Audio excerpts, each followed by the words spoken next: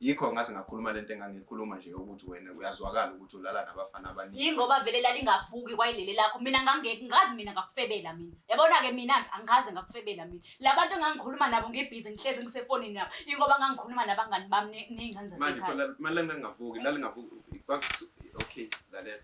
Wena Inkinga kabani? Angithi mina nawe siyathandana. Uma ngabe nginenkinga mina yini ndaba ngahlala naphansi. Yini edala ukuthi ipipi lakho lingasavuka? Yini eyenza ukuthi ipipi lakho lingasavuka? Angani wena wahamba ulala nabanye onondindo bese uyabuya uza kumina. Angeke sasebenza phela ngoba wena uhamba ulala nje. Ungakulinge mina. Ungangilinge mina. Mina angikaze ngakufebela mina. Yabo mina angikaze ngakufebela mina. Yabo nje usuzokhuluma lamsangano usuzokhuluma nje ngoba usuzobuyisela le yanto vele yangikhipha kuwena Yesu. Usuzobuyisela lento yangikhipha kuwena. Uthi mina ngakufebela mina.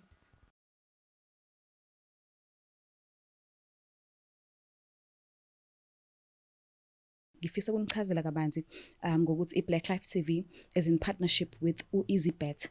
So ikhona ke ilink lapho kwi-description mekukuthi umuntu othanda ukubheja mhlambe ubuka ibhola noma mhlambe amahashi noma yini lezi zinto enithanda ukubheja ngazo nje ningakhona ukubheja nisebenzisa i-promo code ethi black50. Ngiyathemba ukuthi ngiyakukhumbula uBlack wethu uthi uno Q akusiyona uCK but uno Q, so usebenzisa uthi black 50 i-promo code mufuna ukubheja so immediately uregister ku EasyBet usebenzisa i-promo code ethi black50 uyakhona ukuthi uthole i-voucher ka-50 mahala mase bekunikeza nama spins ay-25. So ibani ni register, ngiyithanda kakhulu.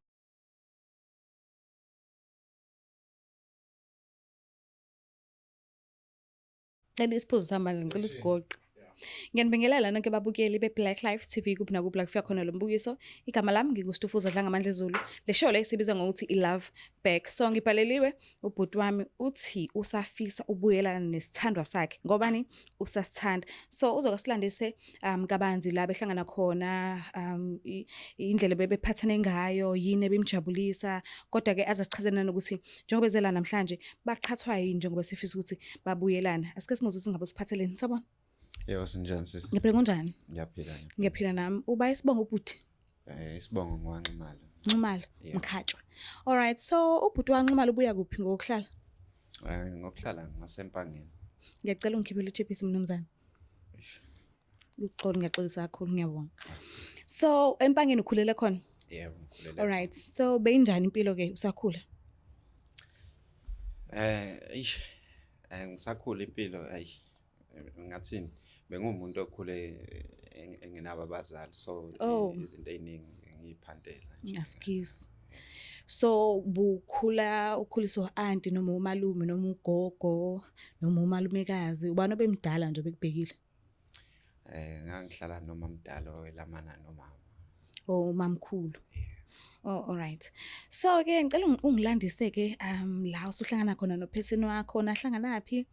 And wakuthatha kanjani ngiqala uhlangana ngabe wakwamkela yini and kwaba uzukuzuku yini ukuthola inhliziyo yakhe noma wavele nje wawina nje kalula yonke into kwenzekalani?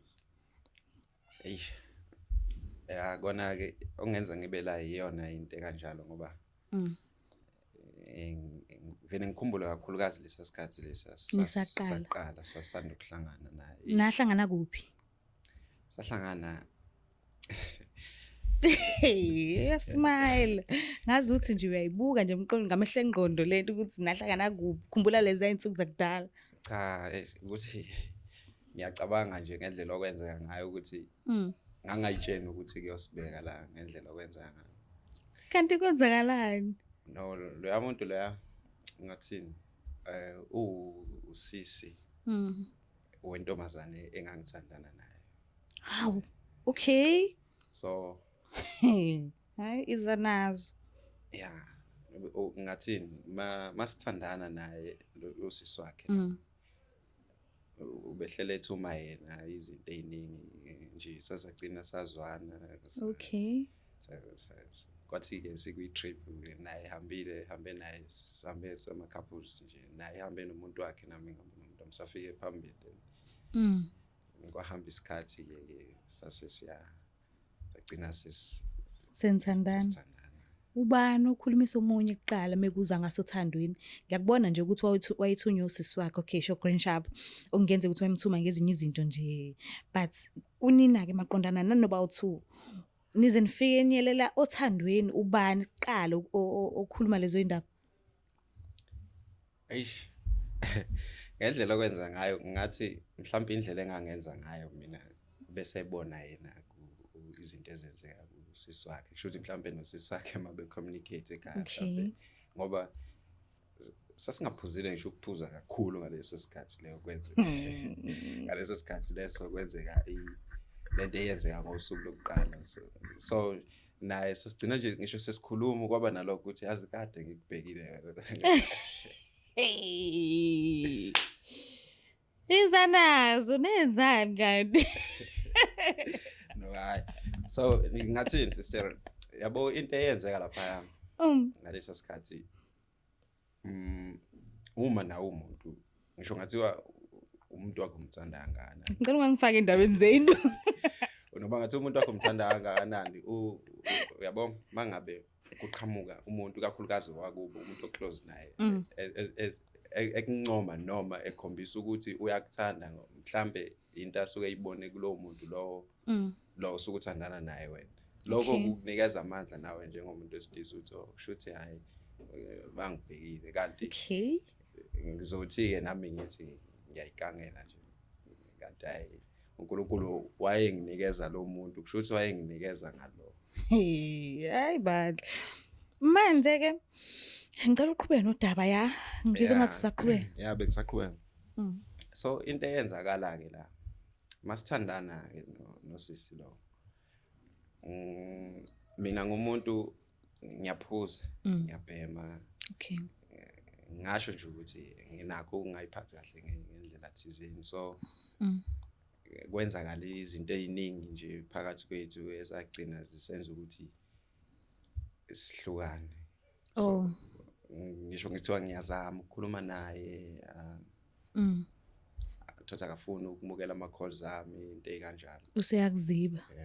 So into engathi nje yenzakala kakhulukazi ukuthi ngiyanqena ukuyibeka ibeke. La abeka abantwana la e-studio izanazo. Ngelinye ilanga la nje sesithandana mhlambe sekuphele about 2 years.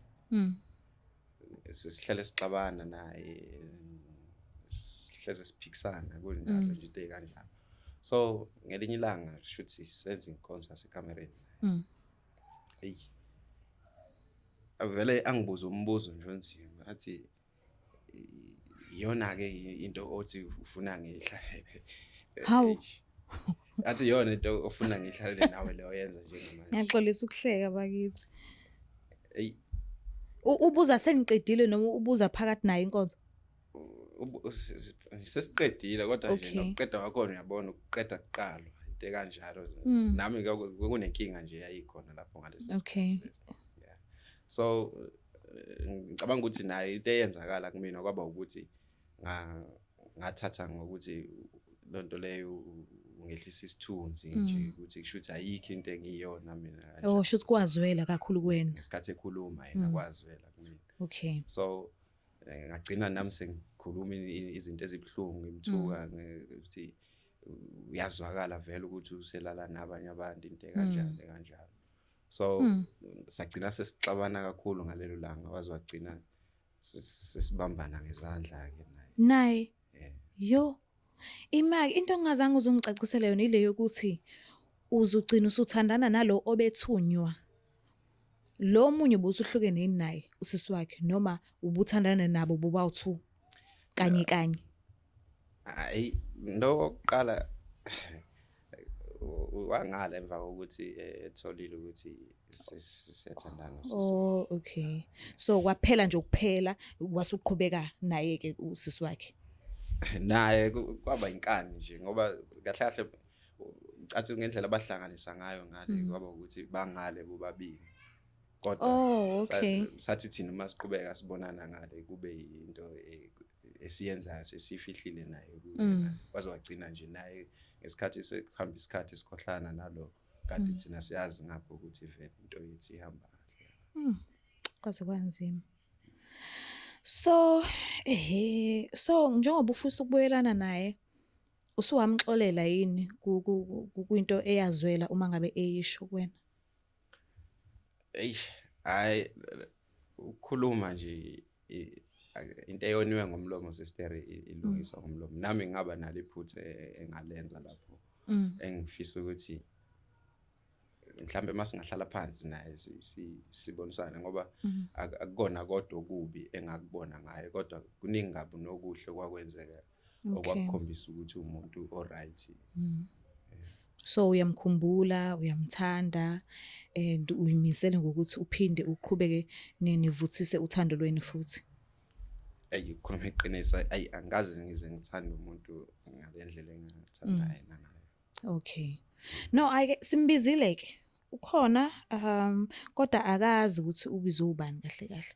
So ngabe ukulungela ukukhuluma naye usumbona ubuso nobuso? Ha ngikulungele sister. Right. So ngambiza. Yeah, ngambiza. All right, kulungile ke. Ngibizela yena.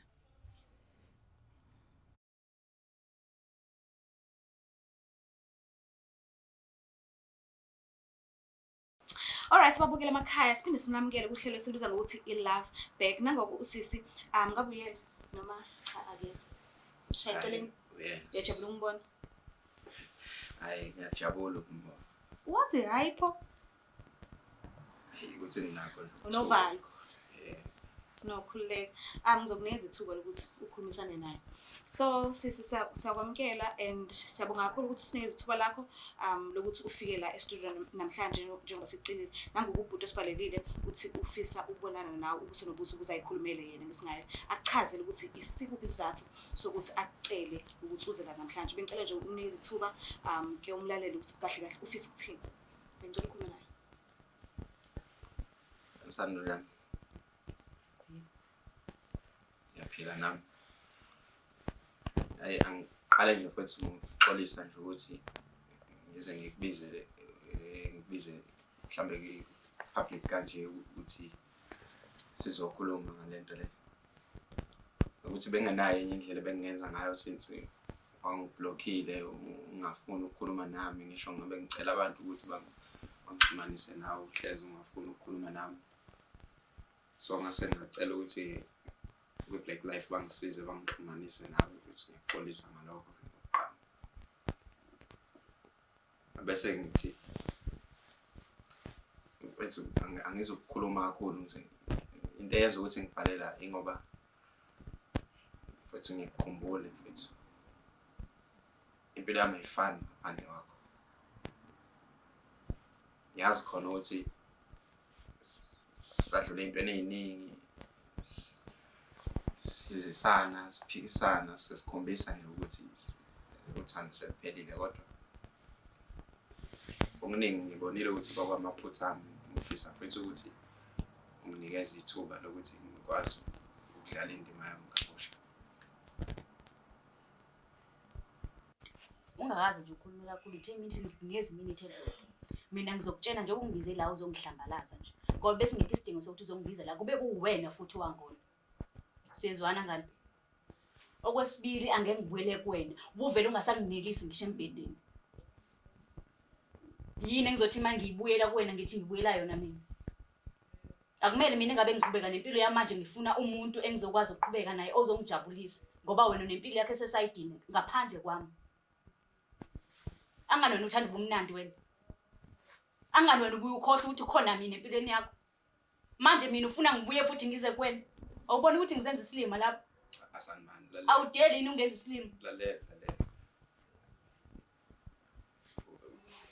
Into okukhuluma ngayo uma uzothi angikunelise embedeni futhi. Manganginelisi anginelisi. Munganginelisi anginelisi ngase ngakutshena futhi nawe. Ngathi ayikho lento oyenzayo. Ngobani? Yini yakwenza ukuthi ube njalo wena? Yini eyakwenza ufikelele lapho because wena asiqalanga sajola wena. Uyacabanga ukuthi ngoba mina ngisakhulumisana ngisho nanosisi wami. Man, cela ungilalela. Angisakhulumisana ngisho nanosisi wami. Ngoba phela mina ngakwazi ukuthi ngijole nendoda yakhe. Ngayinikezela kuwena yeso. Ngakunikeza ubumina bonke. Wena wenze njani? uma kunjalo pho yini esothi yashintsha kimi uzothi nginelisa ingane embedeni yini engafika naye ayisihlukile kulokho futhi sekuyisikhathi eside kabi sesadlula manje njengamanje angomunye umuntu njengamanje usuhambile ochatha ogquma wenza wonke ngeke mina futhi ngicela uqhubeka nempilo yakho asandazi kuningi ngabe ezinye izinto mfethu ongabuka kuzona esasikade sinazo ngicabanga ukuthi yazi sengiblowa kanjani ngoba ungasekho empilweni yami angisakudingi empilweni yami futhi wena ngamanye amazwi uchaza ukuthi mina engangiyibhade empilweni yami bona umubuka kukanjalo wena ucabanga sengasebenza njengabantu ikhona into esisengayenza yazi mfethu njengoba ngikubizelelana nje ingoba ngibona ikusasa kwena mfethu uyezwa ngicela ukukhumbule lezi zinto esasikhuluma ngazo ekuqaleni namaphupho esasinawo ngalesi sikhathi lesi konke lokho kwashabalala konke lokho kwabulawa wena mina ophula ithembiso sasinazo ungani unganginikeza ithuba manje lokuthi lokho engakona mina ngikulungise ngoba yimi engangade ngibonile ngoba ngitshela nje ukuthi sengashintsha ngomunye umuntu manje kodwa angihlangene nokushintsha kwakho ngiyeka ngiyiphilela impilo yami nawe uphile impilo yakho mina njengamanje ngisazama ukulungisa ubudlelwano bami nosisi wami ngoba wena wafika wangimoshela mina nosisi wami waqeda wenze njani emva kwalokho sikuyeke ukuthi awanganginelisi vele empedeni wena ukwazi ungishiya uhambe uhlala nabangani bakho sengasabonakala nokuthi ngikhona empilweni yakho uhambe uyongenza inhlekisa mfethu nikhuluma ngami nabangani bakho nikhuluma izinto ezimbi ngami ngaleso sikhathi ubani ungakwazi ukwenza izinto kwakuwena kodwa umenya ngami wena umuzenza muhle ngami wena namhlanje uzobusa uzothi uyaxolisa ufuna sikhulume silungise yini esingayilungise yini engalunga la mubo yini engalunga la ungangimoshela isikhathi lalela asante lalela bandla awusafisa ukubuyelana naye cha lalela asante lalela uyakhumbula ukuthi kungani ngaze ngakhuluma le nto engayikhuluma kuwena ekuqaleni angazi ungani ungangikhumbuza wena asande usuhlezi uphethe ifoni yakho ila esandleni sakho uyifihlile njalo uhlezi uyahleka njalo uhlezi ukhombisa ukuthi umuntu nje ongathi awusekho kumina njalo sesihlezi sixabana kodwa wena ukhombisa ukuthi uhappy ngapha esayidini Kumele ngiyifunele injabulo emasayidini ngoba phela wena wasovela uhlezi kwalokho uzoblame mina ukuthi mina ngangakunelisa empedeni yikho ngase ngakhuluma lento engangikhuluma nje ukuthi wena uyazwakala ukuthi ulala nabafana abaningi yingoba vele lalingavuki kwayilele lakho mina ngangeke ngazi mina ngakufebela mina yabona ke mina angaze ngakufebela mina labantu engangikhuluma nabo ngebhizi ngihlezi ngisefonini nabo yingoba ngangikhuluma nabangani bami nengane zasekhaya manje manje ngingavuki lalingavuki okay lalela wena inkinga kabani angithi mina nawe siyathandana uma ngabe nginenkinga mina yini ndaba ngahlala naphansi yini edala ukuthi ipipi lakho lingasavuka yini eyenza ukuthi ipipi lakho lingasavuka angani wena wahamba ulala nabanye onondindo bese uyabuya uza kumina angelisasebenza phela ngoba wena uhamba ulala nje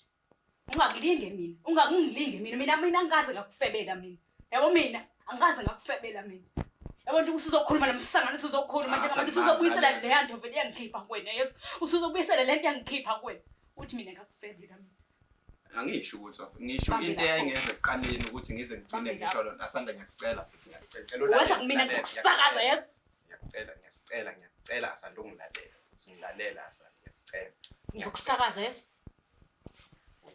akathandi ukuthi usondele eduze kwakhe ngiyacela nje ngiyohlalela asanda ngiyachaza ukuthi la lokho okwenzakala ekuqaleni ukuthi isizathu sakhona kwakuyini njengamanje sengihlale phansi ngarealize ngikhulile ngokomqondo manje ngifisa ukuthi mfethu unginikeze ichance ngikukhombise manje ukuthi sengingomunye umuntu manje ukuthi sizophinza sikhombana ngokuthi ekuqaleni kwakade kunayiphi inkinga ubona ukuthi lokho ingasolve ayiphi inkinga njengamanje ngiyacela mfethu asanda kunalento kuthiwa uma uphalazo anganawubisa ubuyisela wenze njani awubisa buyi nawe ngeke ngisakaze ukubuyisela singabe silokhwana nje sishona le nale angeke ngikwazi ukubuyisela ngaphandle ukuthi mhlawumbe ekuhambeni kwesikhathi makwenzeka ngayithola indoda nami ngisazocabanga kahle ngoba manje angeke ngakwethula kodwa nje ngawe Yabona kodwa ukhuluma kabuhlungu nje uma uzothi uma ungakayitholi indoda ngibe mina vele ngiphi indlelo zami zokuthi ngithole indoda njengamanje. Bengacabangi, bengakuphuphi ngisho ngilele. ngicela ungenani ungi-unblock-ke So kuma mase ngithola indoda yami le entsha ke bese iyona ngiyichazela ngithini ngithi ngifonelwa i-ex yami. Ifunani? asandazi ngiyakubona ukuthi usakwadi level ngiyacela unginikeze ithuba ngikhulume nawe ngoba uma ukhuluma kanje uwenza ukuthi nami ngize ngigcine ngathi ngiphakamela umoya kanti inhloso yami ukukusehlisa la futhi ngikukhombisa ukuthi sengishintshile futhi ngoba angifuni sixabane futhi ongenani ngiyacela ungi-unblock-ke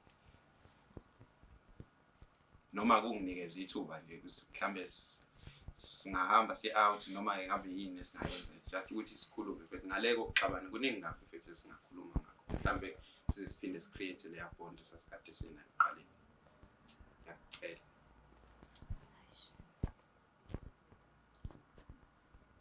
ngiyacela sana